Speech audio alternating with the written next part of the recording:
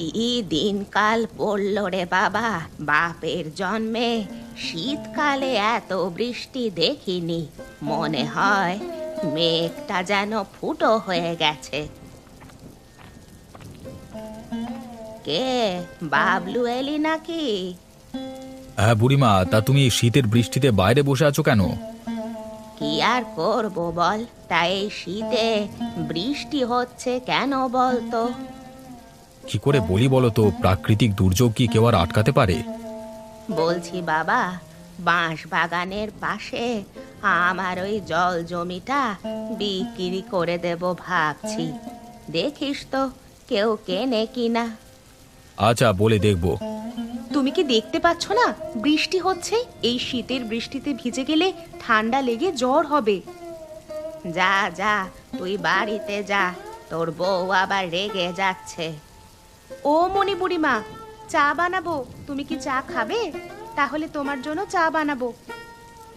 না না, আমার জন্য অত কষ্ট করে বানাতে হবে না বাপু, তোর সাথে আমার কথা বলতে ইচ্ছে করে না। তুমি দেখলে মণিবুড়ি একদম সহ্য করে না আমাকে। বাদ দাও না, বয়স হয়েছে, কখন কি মনে হয়। তুমি বুড়িমার জন্য চা বানাও, ঠিক খাবে। আচ্ছা, মণিবুড়ি তো আমার কেউ হয় না, পাশাপাশি থাকে, একাই থাকে, কেন যে আমার সাথে এরকম ব্যবহার করে জানি না বাপু।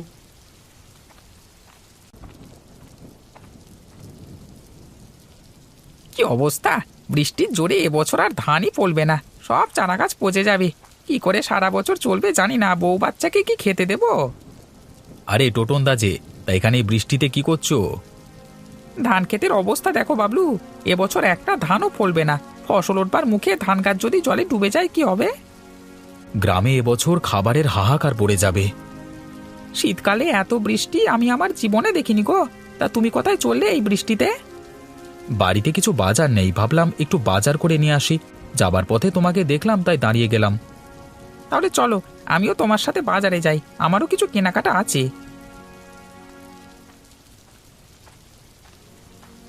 কি ব্যাপার বলো তো টোটন দা, এমনিতে ঠান্ডা, তার উপর বৃষ্টি, তার উপর ঠান্ডা হাওয়া বইছে। কয়েকদিন ধরে যা বৃষ্টি হচ্ছে, এ তো বন্যা হয়ে যাবে। কি আর করা যাবে দিনু? কপালে যা আছে তাই হবে। তাহলে আজকে বিকেলে সবাই আমার বাড়িতে এসো। এই শীতে আর বৃষ্টিতে চায়ের আড্ডা আর তাস খেলা হবে, কি বলো? আমাদের গ্রাম এখন বিপদের মুখে, নদীর পাড় ভেঙে গেলেই বন্যা, প্রাণ হারাতে পারে অনেকেই। কিন্তু এই বৃষ্টিতে বাঁধ মেরামত করা সম্ভব নয়। আরে মণিপুরি যে কোথায় যাবে জাল নিয়ে? এই বৃষ্টিতে নদীতে একটু জাল টানতে এসেছি।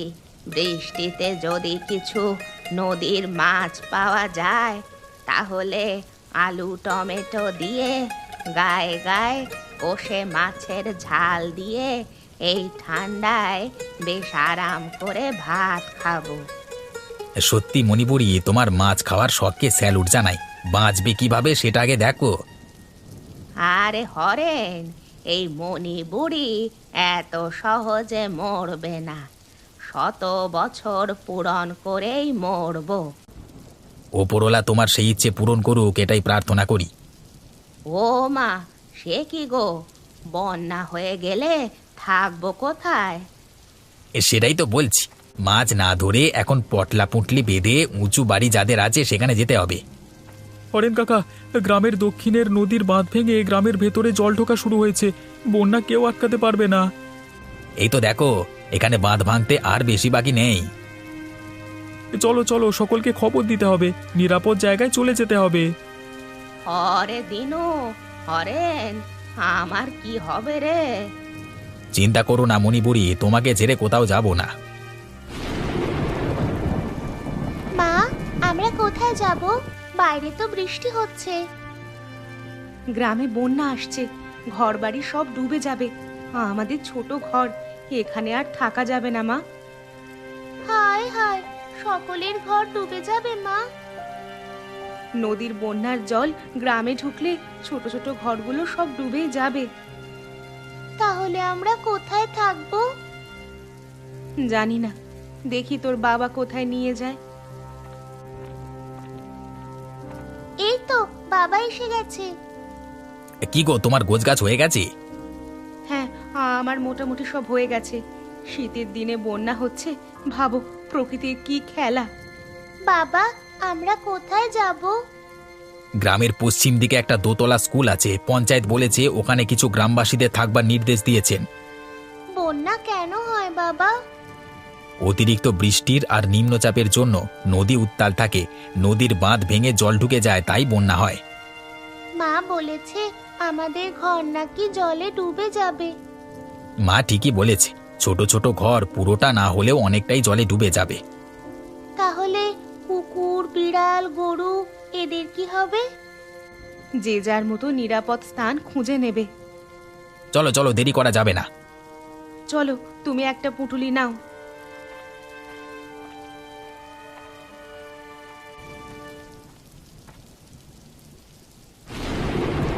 বাবা, ঠান্ডা লাগছে। খুব শীত পড়েছে, জমিয়ে ঠান্ডা পড়েছে, কাশিরা হচ্ছে। শীতের সময় বৃষ্টি আমি কোনোদিন দেখিনি বাবা।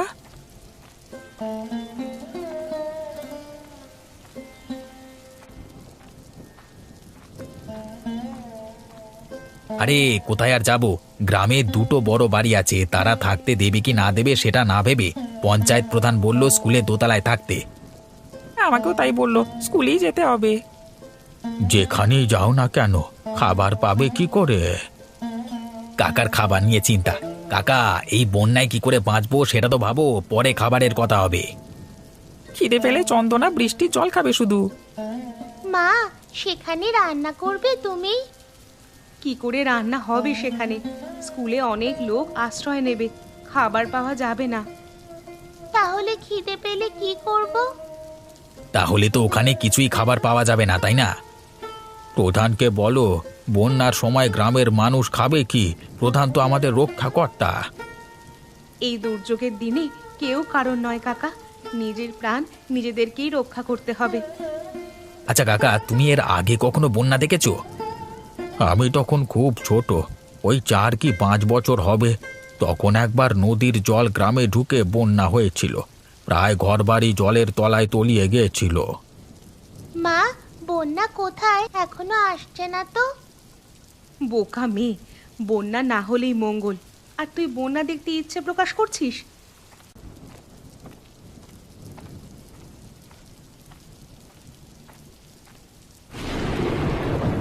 হায় হায় হায়, নদীর বাঁধ ভেঙে গ্রামে জল ঢুকে পড়েছে, বন্যা অনিবার্য।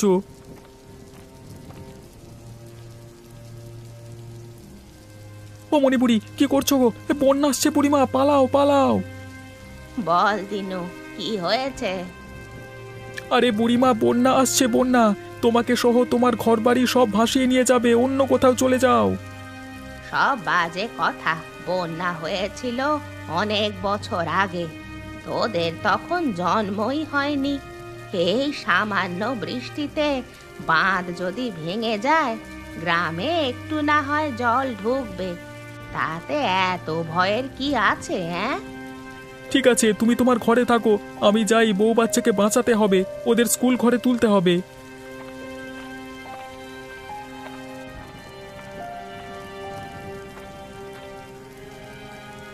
সত্যি কি তাহলে বন্যা আসবে? সকলের ঘর বাড়ি যদি ডুবে যায়, কি হবে তখন? রান্নাটা তাড়াতাড়ি করে নি, তারপর যা হবার হবে, দেখা যাবে।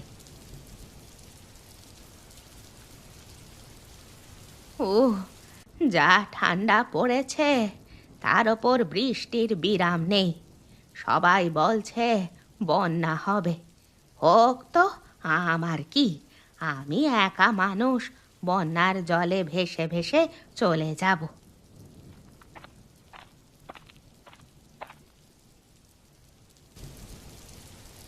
বুড়িমা, ও বুড়িমা, বুড়িমা। কে রে, এই ঠান্ডায় ডাকিস? বুড়িমা, আমি কণিকা, একটু দরজা খোলো।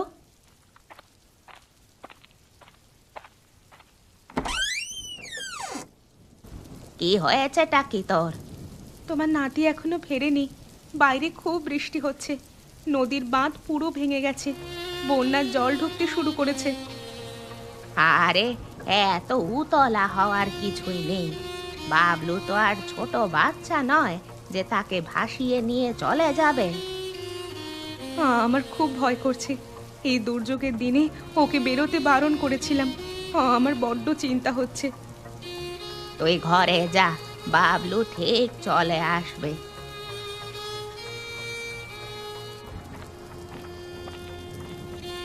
বুড়িমা, বুড়িমা বাইরে এসো, বন্যার জল বেয়ে আসছে।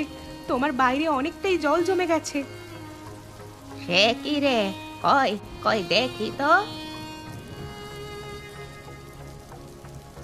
আরে আরে তাই তো, নদীর বাঁধ ভেঙে জল তো একেবারে পুরো গ্রামে ঢুকে পড়েছে। আমার খুব ভয় করছে বুড়িমা, লোকটা এখনো এলো না। আরে এত চিন্তা করিস না, বাবলু ঠিক চলে আসবে। আরে ওই দেখ, বলতে বলতে চলে এসেছে।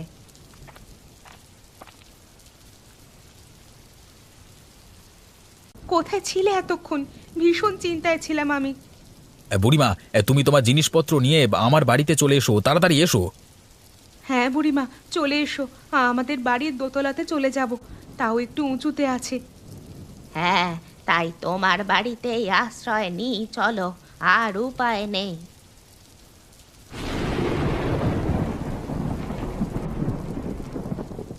কি অবস্থা, কত জল জমে গেছে।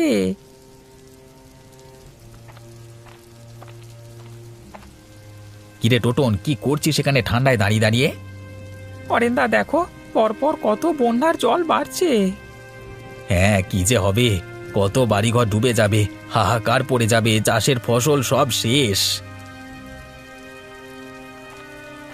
কি গো, তোমরা এখানে কি করছো অন্ধকারে?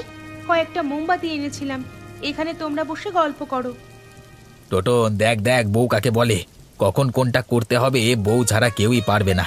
কতবার বলেছি বিয়ে কর বিয়ে কর, শুনলি না তো আমার কথা। হ্যাঁ হ্যাঁ টোটন ভাই, এবার একটা বিয়ে করো, অনেক বয়স হয়ে গেল। এই দাঁড়াও টোটন দা, একটা ভালো মেয়ে আছে, বিয়ে করবে? কার কথা বলছো? আরে আমাদের পাড়ায় সুলেখা দি আছে না? কে সুলেখা? আরে তোমাদের পরিচিতি, নিত্যানন্দ দাস স্ত্রী। ও হ্যাঁ হ্যাঁ। সুলেখার পিস্তুতো বোন মলিনা আছে, দেখতে ভালো, পড়াশোনাও আছে মোটামুটি। টোটনদার সাথে বেশ মানাবে কিন্তু। ঠিক বলেছ, তাহলে কথা বলো তুমি। জানোই তো বাবা অসুস্থ, এই অবস্থায় বিয়ে করাটা ঠিক হবে না। তুমি থামো তো, কাকার সেবা করবে মেনকা, খুব ভালো মেয়ে। বাপরে, কত জল বেড়ে গেছে দেখো। আমাদের ঘরে জল ঢুকে একাকার হয়ে গেছে। শুধু তোমাদের, সকলের ঘর ডুবে গেছে গো। তোমরা গল্প করো, আমি চন্দনাকে একটু মুড়ি খেতে দিই, তোমাদের জন্যও আনছি।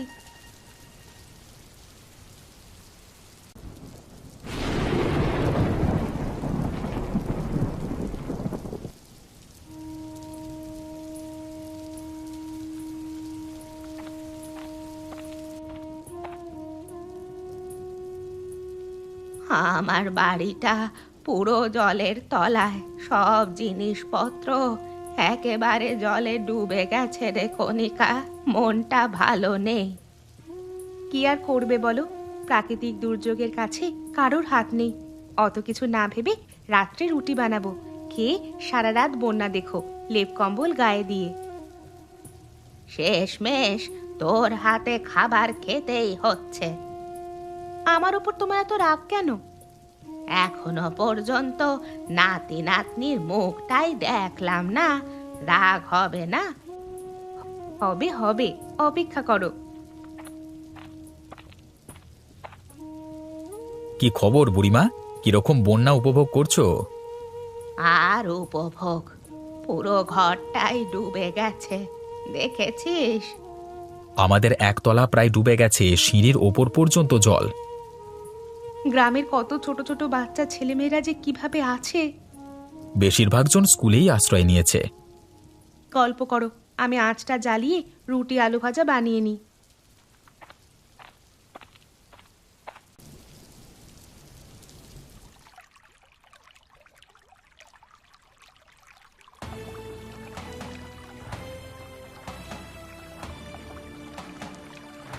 আরে আরে, তুমি এভাবে দৌড়চ্ছ কেন? কে একটা বাচ্চা বন্যার জলে ভেসে ভেসে আসছে, তাকে বাঁচাতে হবে। কি বলছো তুমি?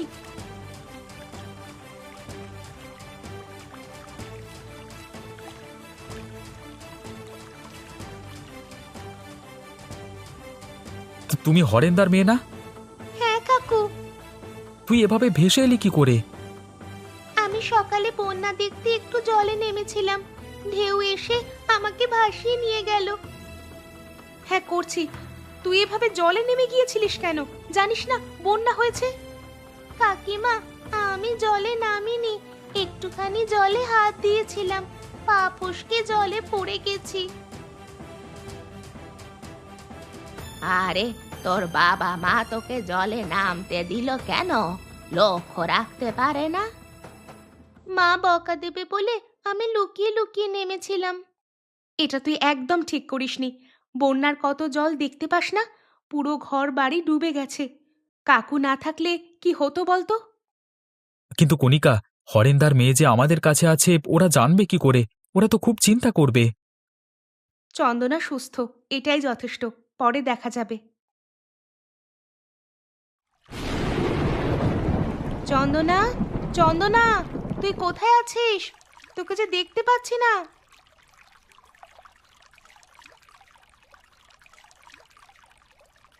শুনছো, চন্দনাকে খুঁজে পাচ্ছি না। তুমি কোথাও দেখেছো? ও তো সকাল সকাল ঘুম থেকে উঠে বারান্দা দিয়ে বন্যার জল দেখছিল।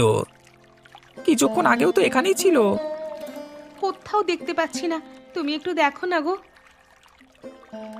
চন্দনা, এই চন্দনা, তুমি কোথায়? এই চন্দনা, তুই কোথায়? তোকে দেখতে পাচ্ছি না কেন? হরেন্দা, তোমার মেয়েকে তো কোথাও দেখতে পেলাম না। সিঁড়ি দিয়ে নেমে আবার জলে নেমে যায়নি তো? চন্দনা, এই চন্দনা। এই চন্দনা যদি জলেও নামে তাহলে কিন্তু সাঁতার জানে, সাঁতার কেটে আবার ফিরে আসতে পারতো। তাছাড়া এই ঠান্ডায় জলে নামবার সাহস পাবে না। সাঁতার জানলেও হরেন্দা, জলের স্রোত আছে ভালোই, স্রোতের টানে এদিক সেদিক চলে যাওয়ার সম্ভাবনা থাকে। স্রোতটা কিন্তু এই দিকেই যাচ্ছে, দেখ। চল তো ওই দিকটা একটু গিয়ে দেখি। একে তো কনকনে শীত, তার উপর এক গলা জলে থাকা। চলো চলো ওই দিকটা দেখি।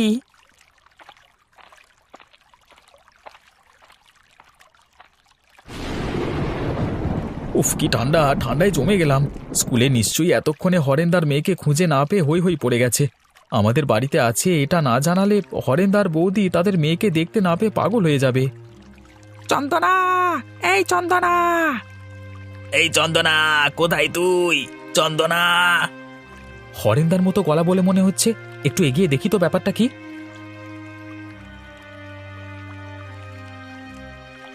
হরেন্দা, ওই দেখো চন্দনার চাদর। হ্যাঁ, এটা তো আমার মেয়ের চাদর।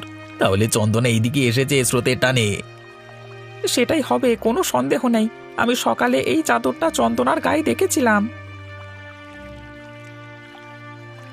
কি ব্যাপার? তোমরা এক গলা বন্যার এই ঠান্ডা জলে কোথায় যাবে? আরে বাবলু, সকাল থেকে আমার মেয়ে চন্দনাকে খুঁজে পাচ্ছি না। এই দেখ, এখানেও চাদরটা পাওয়া গেছে। এত ঠান্ডায় একটা ছোট মেয়ে কখনো জলে নামতে পারে? আমরা সকাল থেকে পুরো স্কুলে খুঁজেছি, কোথাও পাইনি। সেই জন্যই তো আমরা জলে নেমে খুঁজতে বেরিয়েছি। হরেন্দা, এইভাবে দায়িত্ব জ্ঞানহীন কাজ করবে না। যে কোনো দিন বিপদ ঘটতে পারে। আজকে চন্দনা সাঁতার জানতো বলে স্রোতে ভেসে ভেসে চলে আসতে পেরেছে। যে কোনো সময় বিপদ ঘটে যেতে পারে। চন্দনাকে আমি আমার ঘরের উপর থেকে জানালা দিয়ে দেখতে পাই ও জলে ভেসে ভেসে আসছে। কোনো রকমে ওকে জল থেকে তুলে আমার বাড়িতে রেখেছি। বাবলু, তোকে যে আমি কি বলে ধন্যবাদ দেব বুঝতে পারছি না। আমার অনেক বড় ভুল হয়ে গেছে, অনেক শিক্ষা পেয়েছি।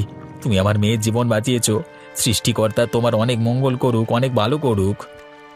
ঠিক আছে হরেন্দা, টোটন, তোমরা তাহলে স্কুলে ফিরে যাও।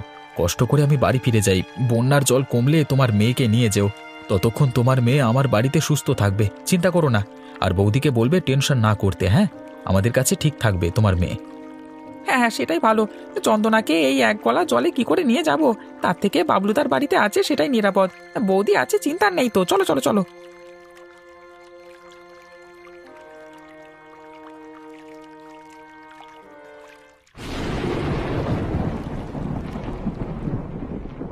কি করছিস?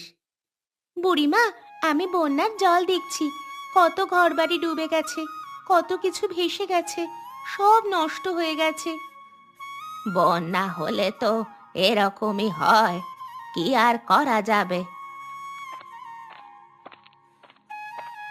কি ব্যাপার, তোমাদের কি কারোর খিদে পাচ্ছে না?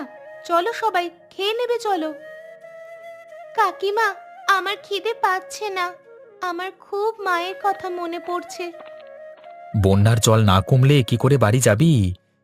জানো কাকু, আমার সব বইপত্র, খাতা আর আমি কিছু ছবি এঁকেছিলাম, সব বোধহয় জলে ভেসে গেছে।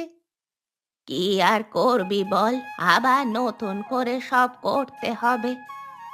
খেয়ে নিবি চল, না হলে শরীর খারাপ করবে, ভীষণ শীত পড়েছে। বুড়িমা চলো, তোমরা সবাই খেয়ে নেবে। আলু সেদ্ধ ডাল করেছি, বুদ্ধি করে কয়লার উনুন, চাল ডাল ওপরে তুলে নিয়েছিলাম, না হলে কেউ খেতেই পেতাম না। মন খারাপ করো না, বন্যার জল কমে গেলে আবার সবাই বাড়ি ফিরবে, তখন তুমি তোমার বাবা মার কাছে চলে যাবে, তাই না? ঠিক আছে, চলো কাকিমা, খাবার দেবে চলো।